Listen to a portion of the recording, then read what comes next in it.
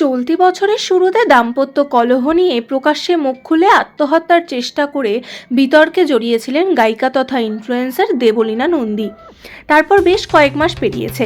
স্বামী প্রবাহর সঙ্গে তার দূরত্ব যে বেড়েছে তা মুটের ওপর স্পষ্ট। এতেই মাথাচাড়া দিয়েছে নতুন বিতর্ক। অভিনেতা ইনফ্লুয়েন্সার সায়ক চক্রবর্তীর সঙ্গে দেবলীনার সম্পর্ক নিয়ে নতুন করে কাটাছেঁড়া শুরু করেছে নেটিজেনরা। বিতর্কের মাঝে আরও একবার সায়কের সঙ্গে সম্পর্ক নিয়ে মুখ খুললেন দেবলীনা। কি জানালেন তিনি? সংবাদ মাধ্যমকে দেবলীনা জানান, সায়কের সঙ্গে তার বন্ধুত্বের সম্পর্ক প্রায় 6 বছরের। সেই সময় প্রবাহ তার জীবনে ছিলেন না। প্রবাহর সঙ্গে তার সম্পর্কের বয়স মোটে 2.5 বছর। দেবলীনার কথায়, যদি সায়কের সঙ্গে প্রেম থাকতো তাহলে ওকেই বিয়ে করতাম, প্রবাহ আমার জীবনে আসতোই না। এরপরই দেবলীনা বলেন, আমি আর সায়ক দুজনেই নিয়মিত ব্লগ করি। আমাদের বিভিন্ন জায়গায় দেখা যায়, সেটা দর্শকরা দেখতে পান, তাই ভাবেন কিছু একটা রয়েছে। কিন্তু বেস্ট ফ্রেন্ড বলতে যা বোঝায়, সায়ক আমার কাছে সেটাই।